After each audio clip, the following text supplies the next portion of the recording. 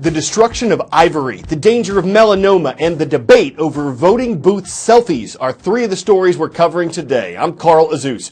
We'll start in Kenya. It took 10 days for officials there to build the 12 actual ivory towers that are now burning. They're both priceless and worthless. The piles of tusks from 8,000 elephants, the horns from more than 340 rhinos, exotic animal skins, sandalwood bark. It's all being intentionally burned in the largest torching of illegal wildlife products ever. Kenya's president says his country has lost as many as 70% of its elephants. Poaching, the illegal killing of animals, claims the life of an elephant every 15 minutes, and a record number of rhinos were poached last year. Critics say destroying these materials will actually increase their value on the black market and increase poaching. But supporters say it hasn't in the past and that the burn's as symbolic as it is destructive. The fire is crackling loudly and you can feel the warmth of it from far away, and the smoke is quickly filling the air.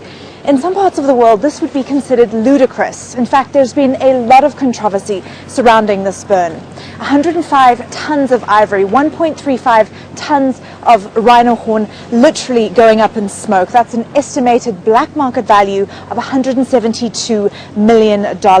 Now, no more. Kenya's message to the world: this ivory is worthless. It has no value unless it's on a live animal. It's not the first burn in Kenya's history. Kenya first began burning ivory in 1989 and initially saw good results. Experts attribute this recent scourge in poaching to Asia's voraciously growing appetite for ivory, particularly in China. This is the biggest ivory burn in the world's history. It's left 12 pyres of contraband like these blackened with smoke in a fire due to last for more than a week. But Kenyans hope this will change perceptions forever. Robin Creel, CNN, Nairobi National Park, Kenya. Next up, chaos in the Middle Eastern nation of Iraq. The ISIS terrorist group, which controls large parts of land there, says it's responsible for a pair of suicide bombings on Sunday. They happened in a city in southern Iraq where at least 11 people died and more than a dozen others were wounded. And a day beforehand, in the nation's capital, there was a rush of hundreds of angry protesters inside Baghdad's Green Zone. This is a 4-square-mile, heavily fortified area of government buildings and international embassies. The protesters ransacked parts of Iraq's parliament building before Iraqi security forces regained control. A controversial Iraqi religious leader had stirred up the crowd on Saturday, criticizing Iraq's politicians and calling them corrupt. The nation's been struggling with political problems in addition to terrorism and instability. U.S. Vice President Joe Biden and Secretary of State John Kerry have traveled there recently to push for more stability in Iraq, express support for its leaders, and encourage them to work together. Health officials say that a 70-year-old man in Puerto Rico recently died from complications of the Zika virus. According to the Centers for Disease Control, it's the first time that a Zika infection has contributed to someone's death in the U.S. or its territories. The man had contracted, then mostly recovered from Zika, but within a few days, he developed a bleeding disorder associated with the virus, and that led to his death. Brazil, where the Olympics are being held in August, has been hardest hit by Zika cases, so South Korea has designed special suits for its athletes. They'll be wearing long pants and blazers for the opening and closing ceremonies, and their tracksuits will have insect repellent built in, a sign of the times as the games get closer. Zika, a virus unheard of 70 years ago, is exploding around the planet, creating what the World Health Organization calls a global health emergency. Common symptoms include fever, rash, headaches, and red eyes, if there are any symptoms at all. 4 out of 5 people who get Zika don't even know it.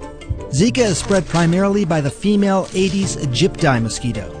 She's called the roach of the mosquito world due to her crafty ways of hiding and breeding inside homes, making her hard to find and eliminate. Zika has also been linked to Guillain-Barré, a rare autoimmune disorder that can lead to paralysis. But what makes Zika really scary is an alarming connection between the virus and microcephaly.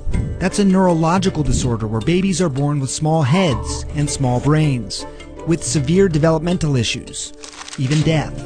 Some countries are so concerned they are warning women not to get pregnant. While in the United States, CDC officials are telling pregnant women not to travel to any of the countries where Zika is circulating. Scientists are working around the clock to attack the virus, but as of yet, there's no vaccine or medicine to treat Zika. So protect yourself by using and reapplying insect repellent, wearing thick, long-sleeve shirts and pants, and staying inside in screened air-conditioned rooms in areas where Zika is active. And be sure to remove any standing water where mosquitoes can breed.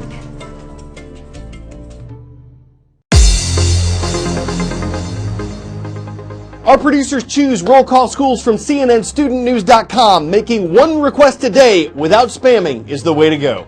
P.E. McGibbon Public School commented on Friday's transcript. It's in Sarnia, Ontario, in the nation of Canada. We also heard from Buckner Alternative High School. Shout out to our viewers in LaGrange, Kentucky. And finally, from Weston, Connecticut, please welcome the Warriors. Weston Middle School rounds out our roll. Melanoma Monday doesn't really have a good ring to it, and that's the point.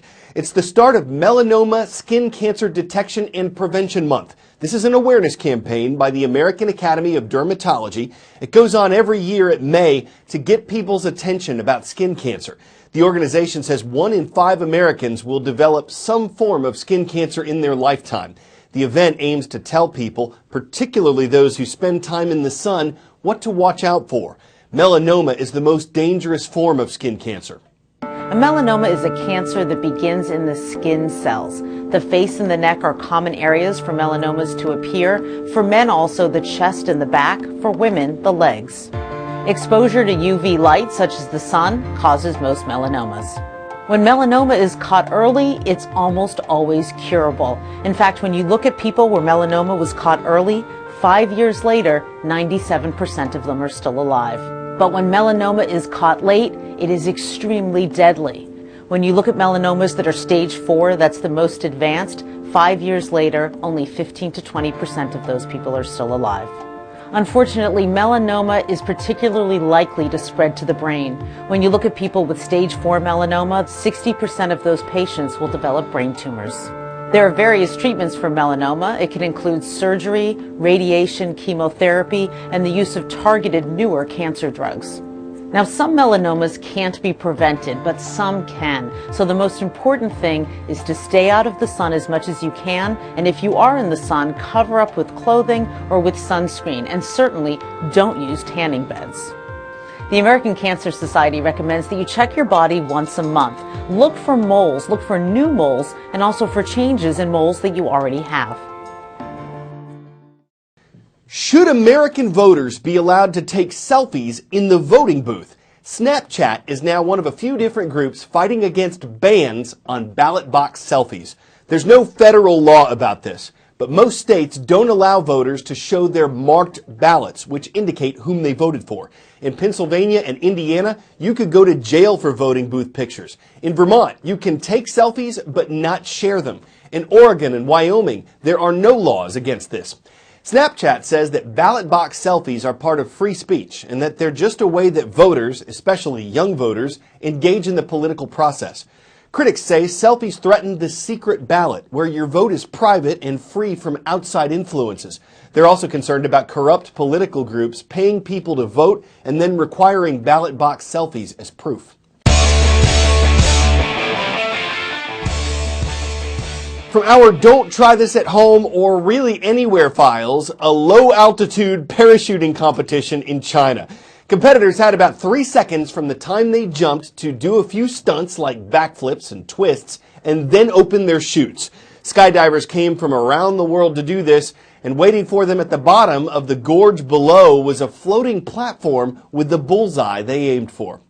Thankfully, people were able to open up, to shoot the breeze, to spread and share their canopies. Floats were seen in air and water, touchdowns and end zones made to order. CNN Student News wishes all of you happy landings.